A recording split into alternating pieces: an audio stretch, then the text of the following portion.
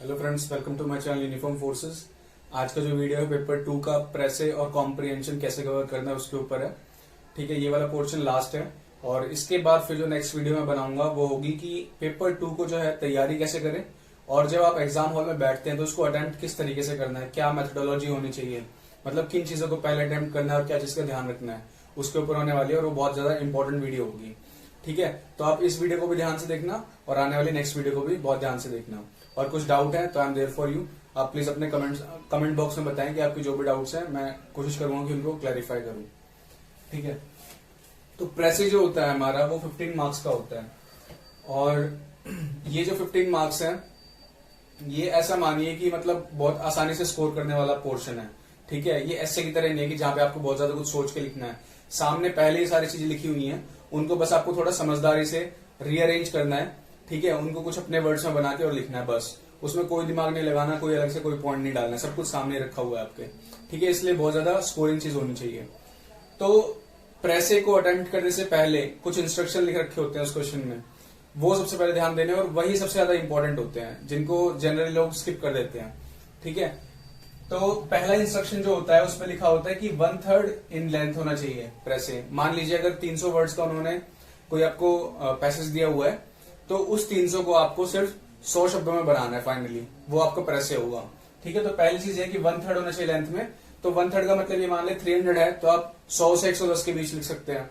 ठीक है, मान लीजिए 360 वर्ड्स हैं तो उसको आपको 120 से 130 वर्ड्स में लिखना है, ये मतलब है। ठीक है, अगर आप वर्ड लिमिट को ब्रीच करेंगे तो वो भी फिर आपके अगेंस्ट चले जाएगी वो बात, और हो सकता है कि जो एग्जामिनर है, जो चेकर है, वो आपके मार्क्स जो हैं उतने ना दे जितने आपको आप डिजर्व करते हो। ठीक है, तो पहली चीज आपको लेंथ की ध्यान देंगे कि 1/3 होना चाहिए। अब जो पैसेज दिया होता है उसके आखिरी में लिखा होता है कि कितने वर्ड्स का ये, जैसे कि 2019 की बात करूं तो आखिरी में लिखा हुआ था 351 वर्ड्स का है वो। ठीक है, तो 351 का मतलब क्या हो गया कि करीब करीब आपको 120 वर्ड्स में उस प्रेसे को लिखना है। दूसरी चीज ये है कि टाइटल नहीं चाहिए, तो आपसे कोई भी टाइटल नहीं मांगा गया है तो आप अपने दिमाग से कोई भी टाइटल सोच के मत लिखना, वहां पे जरूरत नहीं है उसकी। ठीक है, अगर ये चीज स्पेसिफिकली लिख रखी है तो इसका कुछ मतलब है, तो आपको ये चीज टाइटल वगैरह कुछ नहीं देना है। तीसरा है आपके अपने वर्ड्स जो हैं, your own words, they will fetch you more marks. सारा खेल यहाँ पे आपके अपने शब्दों का है। ठीक है, तो आपको अपने शब्दों में चीज लिखनी है, ऐसा नहीं है कि आपको बस छाट काट करके उससे उठा के कॉपी पेस्ट कर देना है। प्रेसे का मतलब ये बिल्कुल भी नहीं होता है। आप ये चीज बड़े ध्यान से अपने दिमाग में बिठा लीजिए।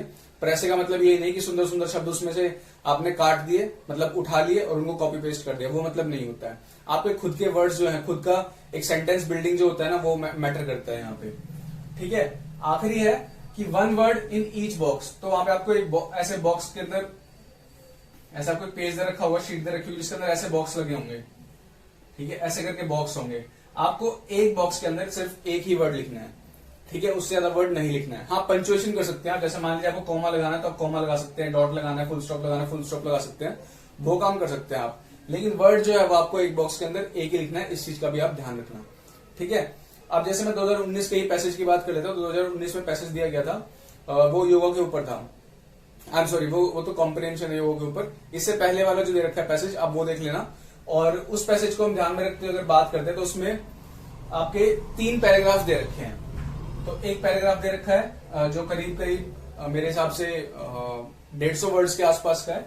फिर बीच वाला एक पैराग्राफ दे रखा है जो करीब 40 वर्ड्स के आसपास का है, और फिर आखिरी वाला दे रखा है वो भी करीब आपका 150 वर्ड्स के आसपास का है। तो 3 पैराग्राफ दे रखे हैं। ठीक है, अब इसको आपको प्रेसे में कन्वर्ट करना है, तो आपको करना कैसे है ये। तो देखिए, अब जो टेक्निक मैंने अपने आई थी मैं वो बता सकता हूं आपको। परफेक्ट स्ट्रेटेजी क्या होनी चाहिए वो मुझे भी नहीं पता है। ठीक है, तो अब क्या है, पैराग्राफ 1 जो है आपको वो पढ़ना है पहले। ठीक है, जब वो अच्छे से पढ़ लिया आपने, इसमें दे रखा है गांधी के बारे में बता रखा है कि गांधी के हिसाब से जो लाइफ है वो क्या है, एक इंडिविजुअल की लाइफ होती है वो क्या मतलब होता है उसका, वो बताया हुआ है। ठीक है, तो वो आपको अपने शब्दों में रिफ्रेम करना है उसको। तो जैसे पहले लिखा हुआ है कि अकॉर्डिंग टू गांधी, कुछ चीजें लिखी हुई है उसमें, तो आप उसको अपने हिसाब से रिफ्रेम कर सकते हैं कि in the words of Gandhi, या अकॉर्डिंग, या फिर Gandhi thought that life is this and this, ऐसे करके आप कर सकते हैं उसको। ठीक है, तो आपको वो अपने वर्ड्स में देखना है। अब क्या करना है आपको, जब आप उसको अटेम्प्ट कैसे करना है। अब जैसे आपने पहला पैराग्राफ पढ़ा पूरा, जिसके अंदर मान लो 10-12 लाइनें हैं।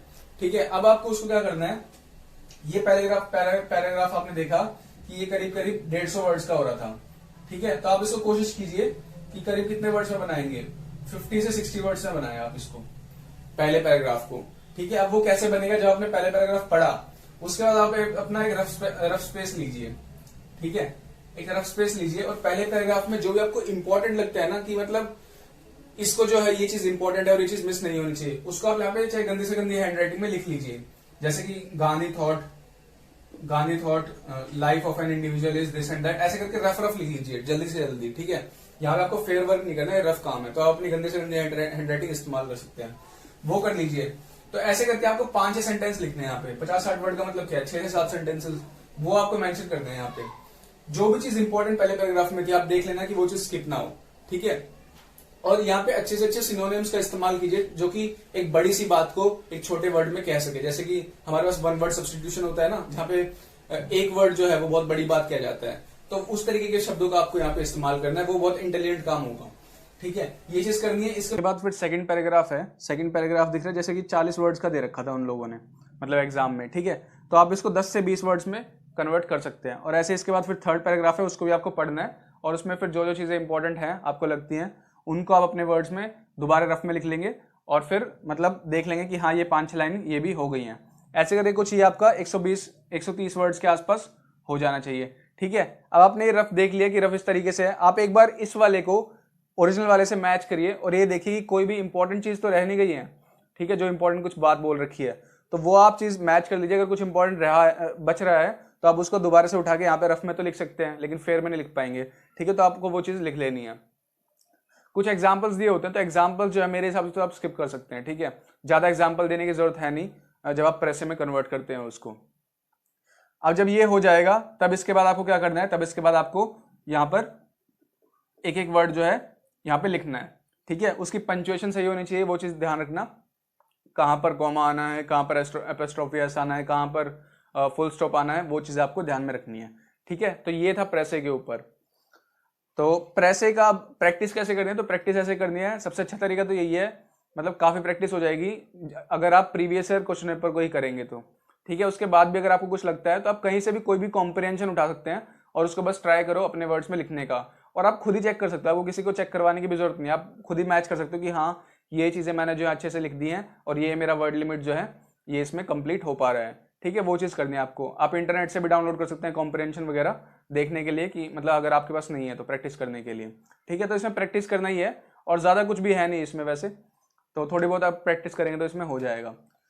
इसके बाद जो आता है वो आता है कॉम्प्रिहेंशन, ठीक है। कॉम्प्रिहेंशन जो होता है आपका वो 20 मार्क्स का होता है, तो 20 मार्क्स का होता है ये। और इसमें होता क्या है कि इसमें आपके 5 क्वेश्चन होते हैं और हर एक क्वेश्चन जो होता है वो 4 मार्क्स का होता है,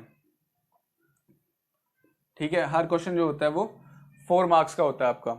तो अब इसमें करना कैसे है, तो जब भी आपके पास कॉम्प्रिहेंशन आता है, जैसे 2019 का ये एग्जाम्पल ले लें तो उसमें योगा के ऊपर आया हुआ है ऐसे, ठीक है। तो सबसे पहला काम मैं अपने हिसाब से बता सकता हूँ आपको, मैंने क्या किया था। सबसे पहले आप ये करिए कि आप कॉम्प्रिहेंशन को मत पढ़िए, पैसेज को मत पढ़िए, आप सबसे पहले क्वेश्चंस को पढ़िए, ठीक है। तो पहले आपको करना है कि आप क्वेश्चंस को पढ़िए। क्वेश्चंस को आपने एक बार पढ़ा पूरा, पहला क्वेश्चन दे रखा है कि what is the implication of word yoga, उसके बाद फिर how it is a evolutionary process, second question दे रखा है, फिर ऐसे थर्ड क्वेश्चन दे रखा है, फिर फोर्थ और फिर 5। पांचों क्वेश्चन को एक एक बार पढ़िए। उनका अगर आप हिंदी के छात्र हैं या आपको इंग्लिश ज्यादा अच्छे समझ में नहीं आती है तो आप उस इंग्लिश वाले क्वेश्चन को हिंदी में ध्यान से समझिए बार बार, या फिर हिंदी वाला मतलब हिंदी में तो दे नहीं रखा होता, तो उस चीज को बार बार समझिए कि हाँ पहला क्वेश्चन क्या रहा है। जब तक आप हिंदी में उसका अनुवाद ना कर ले तब तक आप अगले क्वेश्चन में मत बढ़ना, ठीक है। तो पहले क्वेश्चन देखिए कि योगा वर्ड का क्या मतलब होता है, वो लिखा हुआ है क्वेश्चन का। उसके बाद लिखा हुआ है कि एक इवोल्यूशनरी प्रोसेस है, अच्छा इवोल्यूशनरी प्रोसेस क्या होता है, ठीक है समझ गए। फिर थर्ड क्वेश्चन पढ़िए, फिर फोर्थ, फिर फिफ्थ, ये कर लिया। इसके बाद दोबारा उसी क्वेश्चन दोबारा फिर एक बार और पढ़िए इन क्वेश्चंस को, तो 2 बार आपने पढ़ लिया। अब इसके बाद कॉम्प्रिहेंशन पे आइए, पैसेज पे आइए। पैसेज आपको क्या करना है, एक बार तो प्रॉपर धीरे धीरे रीडिंग लगानी है पूरे की, पूरे पैसेज की रीडिंग लगा दी। अब जब पूरी पैसेज की आपने रीडिंग लगा दी है, अब एक रीडिंग हो गई है इसका मतलब अब आपको क्या करना है, दोबारा पहला क्वेश्चन पढ़ना है क्या था। पहला क्वेश्चन जब आप पढ़ोगे तो पहले ही पैराग्राफ में सर्च करने की कोशिश करो उसको कि उसका आंसर वहां पे होगा, मोस्ट प्रोबेबली उसका आंसर वहीं पर होगा, ठीक है। तो आप पहले पैराग्राफ में उसका आंसर ढूंढो। अब जो आंसर होगा, अब देखो यहाँ पे कई बार कंफ्यूजन क्या होती है कि 4 मार्क्स का दे रखा है एक क्वेश्चन, जबकि आप पैसेज में देखोगे ना तो आपको 2 से 3 लाइन का आंसर मिलेगा सिर्फ। तो अब कई बार हमारे दिमाग में ये होता है कि यार 2-3 लाइन लिखने के हमें 4 नंबर मिल जाएंगे। तो देखिए एग्जामिनर क्या सोचता है ये तो मैं भी नहीं बता सकता, लेकिन मेरे हिसाब से हमें सिर्फ वही लिखना चाहिए जो रिक्वायर्ड है, यानी कि टू द पॉइंट आंसर आपका होना चाहिए, मतलब कुछ भी एक्स्ट्रा नॉनसेंस नहीं लिखा होना चाहिए वहां पे। तो जब आप पैराग्राफ ढूंढेंगे तो पैराग्राफ में आपको वो आंसर पूरा पूरा मिल जाएगा, आप उसे अपने वर्ड में फ्रेम करके जो है आंसर वो लिख देना 2 से 3 लाइन में। इतना ही होता है बस, इससे ज्यादा का आंसर होता नहीं है किसी भी कॉम्प्रिहेंशन में। ठीक है, ये करना है। जब ये वाला हो गया है, इसके बाद आपको क्या करना है, अब सेकंड क्वेश्चन पढ़ना है। अब सेकंड क्वेश्चन को लोकेट करने की कोशिश कीजिए, इसका आंसर लोकेट करने की कोशिश कीजिए। तो पहले पैराग्राफ पढ़िए, उसमें आपने पढ़ लिया है पहले पैराग्राफ तो पहले क्वेश्चन के लिए, तो आपको ध्यान होगा कि हाँ सेकंड वाले का भी आंसर इसमें आ रहा है या फिर नहीं आ रहा। नहीं आ रहा तो आप नेक्स्ट वाले पैराग्राफ पे मूव कर जाएंगे। इस तरीके से करके आपको जो है 5 क्वेश्चंस को अटेम्प्ट करना है, और मेरे हिसाब से हर एक क्वेश्चन के अंदर ज्यादा से ज्यादा 2, 3 या फिर 4 मैक्स टू मैक्स 4 लाइन्स में उसका आंसर कवर हो जाना चाहिए। ठीक है, ये चीज है। आई एम सॉरी, थोड़ा सा शोर आ रहा है पीछे की तरफ से। तो 4 लाइन में ज्यादा से ज्यादा, मतलब ये भी बहुत रेयर केस होगा जहां पे 4 लाइन्स का आंसर होता होगा। ठीक है, इस तरीके से आपको कॉम्प्रिहेंशन करना है। कॉम्प्रिहेंशन की भी प्रैक्टिस कर सकते हैं। कॉम्प्रिहेंशन के तो आपको मेरे हिसाब से मतलब ऑनलाइन आपको आंसर भी मिल जाएंगे, कि उनको अटेम्प्ट किया होगा उसके आंसर भी मिल जाएंगे, आप अपने आंसर से मैच कर सकते हैं और फिर इम्प्रोवाइज कर सकते हैं चीज़ों को। ठीक है, तो मेरे हिसाब से यही था, यही मेरे को पता था और यही मैंने आपके साथ शेयर किया है। अगर आपके कुछ भी डाउट्स हैं तो I try to help you, और मैं चाहता हूँ कि आप लोगों का भी इसमें हो, जो भी इसके लिए बहुत कड़ी मेहनत कर रहे हैं। ठीक है, and if you find the content helpful, do share it among your friends and the serious aspirants, and do hit like button and subscribe my channel. Okay, till then, see you in the next video. Thank you.